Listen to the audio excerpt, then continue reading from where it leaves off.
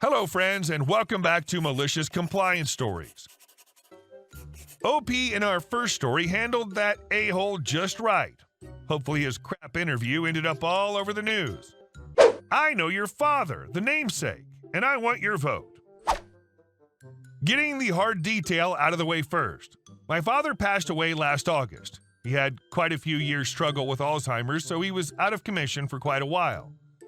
My dad had started a really successful career with one of the major employers in my city. He got himself established here, then followed his job through a spinoff and then a buyout, which had him moving states a couple times before he retired about 10 years ago. At which time he moved back to my city. And that's when the decline started. For my part, I've been living here all the way along, creating my own successful career, which happens to be at an HQ extension office for another major employer, a hotel company which is headquartered in another part of the country. In recognition for my contribution to the company and my dad's contribution to this city, one of our local hotels, located about a block away from the building where my dad started his career and which hosts a lot of local business travelers who are visiting that office, decided to name one of their meeting rooms after him. A nice honor, which the family and his company were happy to agree to. Now that travel is starting to pick up a little bit, the hotel finally decided to have a christening of sorts, officially naming the room after my dad. I went to the grab-and-go luncheon the hotel sponsored in his honor. I spoke, the hotel's GM spoke, and a representative from my dad's old company spoke. It was a good event. When we were socially distantly gathering before the speeches, though, I noticed one guy in the room who looked kind of familiar, but I couldn't quite place him. Until somebody from our local press named him. The guy was our local state senator. I happened to overhear this guy talking to a newspaper reporter saying, "Yeah, I know Honoree real well. We've been having regular lunch over the last several years. I'm glad he's finally getting the recognition he deserves." I couldn't resist. I walked up to the senator and the reporter and introduced myself as the honoree's son. "You say you've been having regular lunch with my dad for a few years? That's amazing." "You bet," said the clueless politician. "He's donated a lot to my campaign, and I'm happy he's finally getting this ceremony. By the way, where is he? He and I need to catch up with our golfing. I'm surprised he's not here yet." To which I answered, "I'm equally surprised you didn't show up at his funeral last August." The reporter couldn't stifle an open, sarcastic laugh. I didn't have to ask the guy to leave. If anybody could personify the phrase, slinking out the door, this guy was it. And our second story. Entitled mother thinks I owe her $10K compensation. Years ago, my cousin, Lucy, and I had a strained relationship because she let her son, Damien, do anything he wanted, never punished him, and brushed away anything he ever did as boys will be boys or he's just a kid, etc. It came to a breaking point between us when Lucy and Damien were visiting years ago. Damien was 12 at the time, and my daughter, Maggie, was 9. Maggie was sitting, happily playing her Xbox in her bedroom upstairs while Lucy and I were talking. Damien got bored and wandered off. A few minutes later, and I hear screaming and crying. I rush up to Maggie's room to find her on the floor screaming while Damien is just casually playing the Xbox. It turns out he came up and demanded a turn on the Xbox. Maggie said, "Sure, just let me finish the level." So he snatched the controller from her hand and smashed her around the face with it, then shoved her out of the way. I rushed her to the hospital. Luckily, it looked worse than it was, and there was no lasting damage, and I live in the UK, so no medical bills. But I was furious. I told Lucy what Damien did, and she shrugged and said, "You know how boys are with their video games. She should have just let him play." I told her in no uncertain terms that she and her son were not allowed anywhere near me or my family. We got into a huge fight over this, where she, of course, tried to absolve her little angel of anything, so I lost it and told her if she didn't discipline him and teach him boundaries, she'd end up raising a monster who'd grow up to be a thug or worse, which infuriated her. This caused fallout with the family for years, largely because Lucy lied and told everyone her son and Maggie had just been play fighting, and that's how she got hurt. It was just an accident, and I was overreacting. After a few years, everyone forgot. I still forbade Lucy or her hellspawn from coming anywhere near me. Several other family members did the same. I can't imagine why. Fast forward to a little before the pandemic. Damien was 19. Just like I predicted, he soon learned that thanks to his mother, he was bulletproof and she would never believe he did anything wrong. So his behavior got worse and worse to the point where he was kicked out of every school in the area and had to go to a special school. I got a call from Frank, Lucy's brother, telling me Lucy had been rushed to the hospital, that he knows we don't talk, but Lucy was seriously hurt and he wanted me to know. Despite our history, I went to visit Lucy, accompanied by Frank and his wife. Before this, we'd been really close, and I was upset to hear she was hurt. When I got there, I was shocked by what I saw. She was really banged up, her face swollen, bruises all up her arms. It turned out Damien had done this. She was really struggling for money, and he refused to get a job, so she finally tried to lay down the law and tell him to get a job or she was throwing him out. So he attacked her, almost dislocated her jaw. It was horrific. Now, we had a history, but at this point, none of that mattered. I was worried and sad for her. I immediately asked her if she needed help with anything.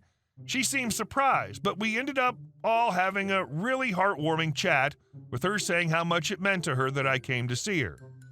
I thought maybe we were turning a corner and could repair our relationship.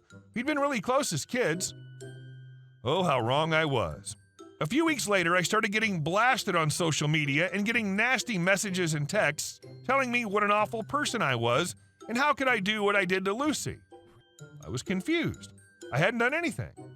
I called Frank. He had no idea either, but said he'd look into it. Turns out Lucy had told everyone I'd come to the hospital and mocked her, gloating, "I told you so," while she bawled her eyes out. I confronted Lucy about it, asking her how she could lie like that. She hit back that this was all my fault. It's what I deserved. If I knew this was going to happen, why didn't I do more to help her? She then demanded I pay her at least $10,000 for damages I caused. Like, WTF. She lied to everyone because she couldn't stand that I'd been right and decided to punish me for it. For months, I endured hateful messages from family members who believed her lies. Not all my family believed her, of course, and Frank and his wife cleared things up about what really happened. He managed to record Lucy admitting that she'd lied, which got most off my back, but there were still a few relatives who had it in their heads that there's no smoke without fire, and I must have done something to make her say what she said. But they're all distant relatives on her side, so who cares? Then the pandemic rolled around. Everyone forgot the petty squabbles Lucy and her lies caused, but last month we held a family gathering at my parents', the first in years due to the pandemic. Lucy showed up. Thankfully, Damien was absent on account of serving a prison sentence for aggravated assault and battery, unrelated to what he did to his mother. I went to ask Lucy how she was doing. The first words out of her mouth were, "You need to pay me what you owe me. If you don't, I'm taking you to court. I need that money. It's the least you can do for ruining my life." She followed me all around the party demanding I pay her, telling everyone who'd listen that I'd ruined her life. My, what a happy family reunion. And our next story. Don't fire me so you can hire your nephew. This happened several years ago. I was working for a small medical supply company as the IT manager. Business was bad, and eventually the IT department had to downsize to just me. During this time, they brought in a new CFO that I had to report directly to. Let's call her Pam. Pam had zero knowledge of IT and how things worked. Her motto was, if it ain't broke, don't fix it. PC server life cycles didn't exist. We don't have to pay for licensing to keep our firewall updated. It's working just fine now. I went from having an annual budget to a wish list, which she would deny everything I asked for. The couple that owned the company were real pieces of crap, too. One time we had a quarterly meeting and people were asking how secure their jobs were. The owner said that nobody was getting laid off and that our jobs were all secure. This was at 5 o'clock on a Wednesday. The very next morning at 9 o'clock, they laid off 6 people. At noon, one of the owners showed up to show off the Escalade that he had just purchased that morning. During the first 6 months that Pam was there, she started firing everyone that worked for the old CFO and replaced them with her friends and family. 3 of her bridesmaids from her wedding a few years ago got hired to replace those that she fired. I knew I was on borrowed time. After she'd been there for 9 months, I was the only one left out of what was about a dozen people that worked for the old CFO. I knew my time was running out. I'd been looking for work, but the 2009 crash had just happened and the job market in my area went south quickly. Sure enough, she called me into HR and blindsided me with an entirely trumped-up charge that she claimed happened the day before. I was working with the VP of Sales on a project that entire day, so I had a witness. I asked to bring him in since my boss was lying and was told, "This is not about him, this is about you." Remember, kids, HR is there to protect the business, not do what is right or legal in some cases. Needless to say, I knew my days were numbered. The next morning, I get introduced to an IT expert who just happens to be Pam's 21-year-old nephew. He was to shadow me and evaluate everything that I did to see if we could streamline any processes. In other words, they wanted me to train him to do my job. I quickly learned that this kid had absolutely no knowledge of IT. He's the kid people think is an IT expert because he can hook up a PlayStation to a TV. He didn't even know how to join a PC to a domain. So I knew what had to be done. The inventory, billing, and shipping and receiving were all run by scripts that I'd created on the server. They were all run using the domain admin account. I raised quite a fuss about giving him the domain admin account in front of Pam and him. I then loudly proclaimed I was going to change the password to it since you can't have people who don't work for the company having admin access to our network. I was overruled and was told to give it to him. I complied, but also showed him multiple times how to change passwords on the domain. I even had him write down to make sure that he could do it. I really stressed the importance of changing the admin password and deleting his local account the second he's no longer consulting with us. I showed him a few things, but nothing in regards to what really made the company run that day. There wasn't enough time in a year to bring this kid up to speed on how to run the place due to his complete ignorance of IT. So I come into work the next day, and sure enough, I was let go because her nephew had found my skills lacking in many areas. I collect my last paycheck and head home. Next morning, I get a call from the CFO and owners. Apparently, her nephew wasn't quite up to speed on everything we did there, and she was graciously offering to pay me my regular salary to come in as a consultant to get her nephew up to speed on the IT infrastructure. I told her that I was now an independent contractor, and if she wanted my services, I was going to charge her $200 per hour with a 250-hour minimum. At that point, she told me she was going to call the police and have me arrested for what I did if I didn't come in and fix everything. My response was, "Just so we're clear, you fired me, replaced me with a completely unqualified idiot, and now you're threatening to call the cops on me if I don't come in and fix what he did? I'll hold. Please call the police and let me know what they say." She started cursing at me and hung up the phone. Turns out her nephew did actually learn something from me.